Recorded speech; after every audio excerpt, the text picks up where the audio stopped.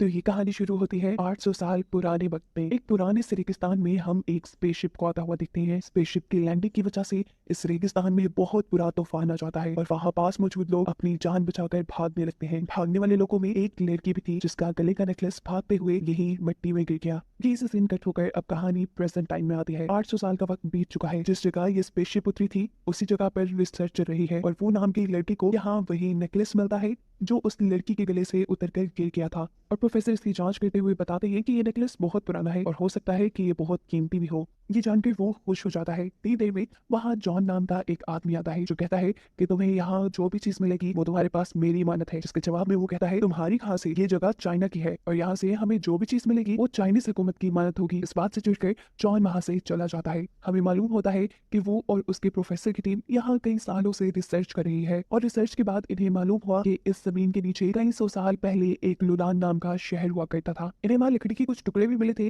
जिन्हें मिलाने पर वहाँ लुलान शहर का नक्शा बनता था। इस नक्शे को और लड़की के नेकलेस को देखते हुए प्रोफेसर ने एक कहानी बनाई। जमीन के नीचे मौजूद शहर की हालत उन्हें ये बता रही थी कि 800 साल पहले जरूर वहाँ पर कहत आया होगा और ये नेकलेस उस टाइम पे सिर्फ मॉन्क पहना करती थी, यानी वहाँ पर मॉन्क उनकी रिलीजियस मास्टर एक लड़की थी और उसी का ये नेकलेस था। कहत पड़ने पे वो मॉन्क टेंपल की तरफ आ गई होगी लेकिन फिर तूफान के तेज होने पर उसकी मौत हो गई। सीन कट होकर पास में जाता है जहां हम उसी मॉन्क को देख रहे हैं जिसके बारे में वो और उसकी टीम बात कर रहे थे। इस मॉन्क का नाम यमन था जो अपने साथी जिन के साथ तूफान से बचकर भाग रही थी। ये लोग मुश्किल से टेंपल तक तो पहुंच जाते हैं लेकिन जिन की हालत बहुत ज्यादा खराब हो चुकी थी। हमें मालूम होता है कि जिन यहाँ लुलान शहर का बादशाह था लेकिन अब उसकी हालत खराब थी। वो अपनी जिंदगी की आखिरी सांसें गिर रहा था और इस दौरान वो यमन से कहता है कि मेरे भाई से बचकर रहना, वो एक अच्छा इंसान नहीं। ये कहते ही जिन मारा जाता है और दुख में जिन टेंपल के अंदर चले जाती है। वो अब गॉड से प्रे करने लगी थी कि प्लीज गॉड इस शहर को फेमिन यानी कहत लगने से बचा ले। जैसे जैसे वो प्रे करती जा रही थी यहाँ टेंपल में मौजूद दिए जलते जा रहे थे और अचानक टेंपल के अंदर लगे हुए एक शीशे में से तेज रोशनी निकलती है ऐसे जैसे वो सूरज हो और फिर एकदम से वो शीशा जमीन पे गिरकर टूट जाता है। यमन को लगता है कि गॉड इस शीशे के जरिए उसे कुछ कहना चाहते हैं। जबकि सीन यहाँ से कट होकर प्रेजेंट में आ जाता है। प्रेजेंट में हम वो को देखते हैं। वो और उसकी प्रोफेसर की टीम अब लुलान शहर से मिले हुए सारी पुरानी चीजों को इकट्ठा करके वापस यूनिवर्सिटी की तरफ जा रहे थे। इस बात से अनजान कि उनके पीछे कोई लगा हुआ है या दो लोग छुपकर उनकी ट्रेन में बैठे हुए थे जो असल में उनके दुश्मन जॉन के साथ ही थे। जॉन दरअसल लुलान शहर से मिली हुई सारी चीजें अपने पास रखना चाहता था क्योंकि लुलान शहर आज से 800 साल पहले ही खत्म हो चुका है और अगर आज के जमाने में कोई उसकी खोज करता है तो गवर्नमेंट की तरफ से उसे बहुत बड़ा इनाम दिया जाएगा। लुलान शहर के सारे सबूत सारी चीजों को खुद हासिल करके जॉन गवर्नमेंट से मिलने वाला इनाम खुद पाना चाहता था। दिखाया जाता है कि अब जो उनके आदमी वो को शूट करने ही वाले थे क्योंकि लू ने उनके हाथों से लुलान शहर का सामान बचा लिया था। इससे पहले कि ये लोग वो को मार देते एकदम से ट्रेन में बैठे हुए सारे पैसेंजर्स खड़े हो जाते हैं। उनके हाथों में पिस्टल्स थी और हमें मालूम हुआ था कि असल में ये चाइनीज सोल्जर्स थे जो उनके दोनों साथियों को उठाकर ट्रेन से बाहर फेंक देते हैं। जिसके बाद वो अपना सामान चेक करने लगता है। तो जैसे ही सूटकेस खोलता है तो उसे वही मिरर दिखाई देता है जो 800 साल पहले हमने यमन के पास देखा है। इस मिरर को देखते ही वो डर गया क्योंकि ये मिरर टूटा हुआ था और उसे लगा शायद ये उसकी वजह से हुआ है, पर वो हकीकत नहीं जानता कि ये मिरर टूटा हुआ ही था। इस मिरर को वो अपने घर ले आया। बहुत कोशिश करने के बावजूद भी वो शीशा नहीं जुड़ता। सीन कटो के पास में हमें दोबारा यमन को दिखाया जाता है जो इस शीशे में देखते हुए दोबारा गॉड से प्रे कर रही थी कि सब कुछ ठीक कर दे।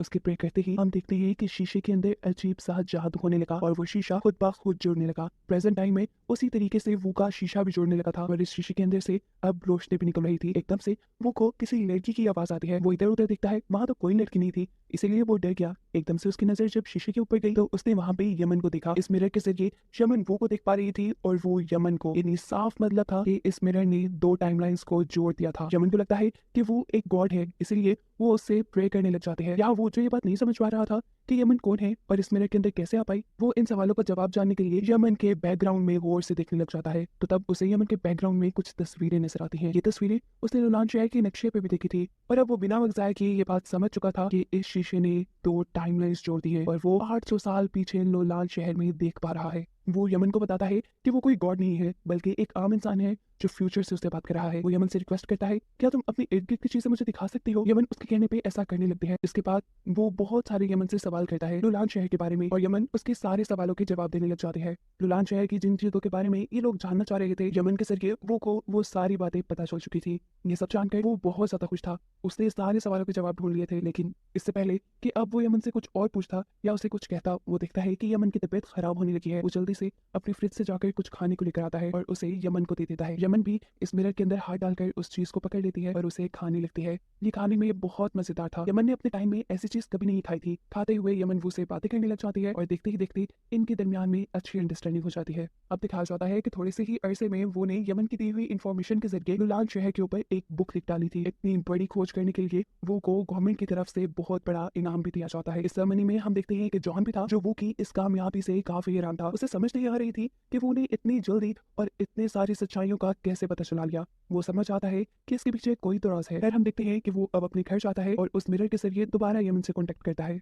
आज यमन काफी उदास लग रही थी। वो पूछता है, क्या हुआ तुम्हें? जिसके जवाब में यमन बताती है कि यहाँ बहुत बड़ी तबाही आ गई है। हमारा राजा बहुत ज्यादा बुरा है। पहले यहाँ का राजा जिन हुआ करता था, वो बहुत रहमदिल था, लेकिन फिर उसके भाई ने उसके साथ गद्दारी की और ये हुकूमत खुद संभाल ली, जिसके बाद से ये शहर तबाही की तरफ जाता जा रहा है। यमन वो को अब उस स्पेसशिप के बारे में भी बताती है जिसे कहानी के स्टार्ट में हमने पास्ट में लैंड होते देखा था। यमन उसे बताती है कि एक उड़ने वाली चीज के जरिए गॉड हमारे यहाँ आए हैं, जिसे वो बुरा बादशाह मारना चाह रहा है। वो ये बात समझ जाता है कि यमन एलियंस के बारे में बात कर रही है। जरूर वो स्पेसशिप में यहाँ आए होंगे और उस राजा ने एलियंस को मार दिया होगा। जिस टाइम ये दोनों बातें कर रहे थे, हम देखते हैं कि वो की साथ ही दरवाजे के बाहर से उनकी सारी बातें सुन लेते हैं। इससे पहले कि वो भी अंदर आती, पीछे से उसे जॉन के लोग किडनैप कर लेते हैं और अब इसी लड़की के जरिए जॉन को वो का राज पता चल जाता है कि कैसे उसने इतनी जल्दी लुलान शहर पे एक बुक लिख डाली थी। इसीलिए जॉन अब अपने 2 आदमियों को वो के घर भेजता है उस शीशे को चुराने के लिए। जबकि यहाँ हम देखते हैं कि वो उस शीशे को अपने पास रखकर सो रहा था। वो इस शीशे को अब ज्यादा अपने से दूर नहीं करता था, क्योंकि उसे यमन से प्यार हो गया था। यमन को देखे बगैर, उसे बात की बगैर उसे नींद नहीं आती थी। इस शीशे के जरिए ही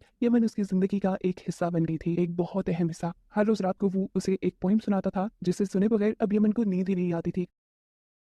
यमन के सोने के बाद भी वो यमन को देखता रहता था, यहाँ तक कि अब तो उसके ख्वाबों में भी यमन ही आने लगी थी। यहाँ दिखाया जाता है कि चुपके से जॉन के 2 आदमी वो के घर घुस गए, लेकिन किस्मत से वो को उनके आने का पता चल गया और वो अपना शीशा उठाते हुए अपने कमरे की पीछे वाली खिड़की से वहां से भाग गया। वो एक साइड पर छुपकर यमन को शीशे के जरिए अपनी सारी कंडीशन बताने की कोशिश करता है कि कैसे उसके पीछे एक जॉन नाम का आदमी पड़ा है जो इस शीशे को लेना चाहता है। इससे पहले कि वो और भी कुछ बता पाता, वो के कंधे पर जॉन हाथ रख देता है और उसके हाथ से शीशा ले लेता है। वो को जॉन के लोग पकड़ लेते हैं, जबकि दूसरी तरफ हमें दिखाया जाता है कि यमन के इस टेंपल के अंदर भी लुलान के बुरे बादशाह के सिपाहियों ने आकर यमन को भी पकड़ लिया था और इन दोनों के दूर होने की वजह से इस मिरर का पोर्टल बंद हो चुका था। यमन को अब राजा के सामने लेकर जाया जाता है और राजा उससे इस मिरर की सच्चाई पूछते हैं, जिसपे यमन तो कुछ नहीं बोलती, लेकिन उसका सिपाही बोलता है कि ये एक जादुई शीशा है, इसके जरिए हम जन्नत में भी जा सकते हैं। लेकिन इस शीशे को सिर्फ यमन ही खोल सकती है, क्योंकि वो एक मोंक है। राजा अब यमन को उठाकर गॉड के मकबरे के पास ले जाते हैं। ये असल में गॉड का मकबरा नहीं था, बल्कि एलियंस की स्पेसशिप थी, जिसमें इन्होंने एलियंस को मारकर बांध दिया था। प्रेजेंट में हम देखते हैं कि जॉन भी वो को उस एलियन स्पेसशिप के पास लेकर जा रहा है। वो एलियन स्पेसशिप के पास जाकर वो उसे इस शीशे का पोर्टल खोलने को कहता है। जबकि 800 साल पीछे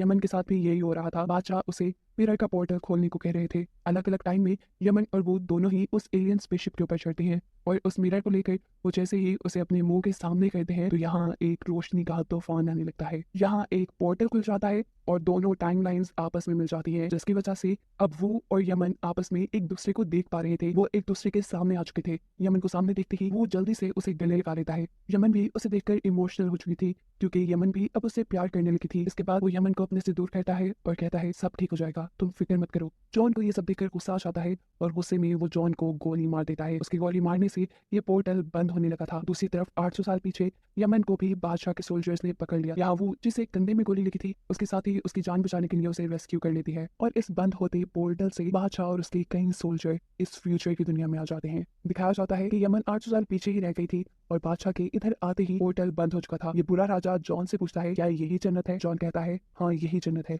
और मैं तुम्हारा खुदा हूँ। ये सुनकर उस बुरे राजा को गुस्सा आ जाता है, क्योंकि खुदा तो वो खुद बनना चाहता था। इसी गुस्से में वो अपने सोल्जर के हाथ से उसका वेपन उठाकर जॉन के एक आदमी को मार देता है। इस तरह जॉन और राजा के दरमियान में एक जंग छिड़ जाती है। राजा के सोल्जर्स के पास पुराने जमाने के वेपन्स थे, जबकि जॉन के लोगों के पास आर्म से पिस्टल्स थी। इससे पहले कि इनके दरमियान हुई जंग कोई और शक्ल लेती, एकदम से इस जगह दोबारा रेत का तूफान आ जाता है और ये सारे के सारे इस तूफान के अंदर धंस जाते हैं। लकीली वो और उसके साथी जो पहले ही यहाँ से भाग गए थे, वो इस तूफान से बच गए थे। सीन कट होकर हमें कई साल बाद का सीन दिखाया जाता है। वो अब बूढ़ा हो चुका है। वो दोबारा इस जगह आया है, क्योंकि अभी भी यहाँ पर रिसर्च जारी है। यहाँ पर अब कोई और टीम रिसर्च कर रही थी और इन्हें यहाँ पे और भी पुरानी चीजें मिली थी। उन्हीं में से एक चीज को वो उठा कर देखता है, उसमें एंशिएंट यानी पुरानी लैंग्वेज में कुछ लिखा हुआ था। यमन के साथ बातें कर करके उसे पुरानी लैंग्वेज तो आ गई थी, इसीलिए वो बहुत ही आसानी से ये लैंग्वेज पढ़ पा रहा था। इस पत्थर पे वही पोएम लिखी थी जो वो पुराने जमाने में यमन को सुनाया करता था। ये यमन का लिखा हुआ था। ये यमन का था, जिसे देखते हुए उसकी आंखों में आंसू आ जाते हैं और इसी टुकड़े को देखते हुए वो कोई इस बात का भी अंदाजा हो गया था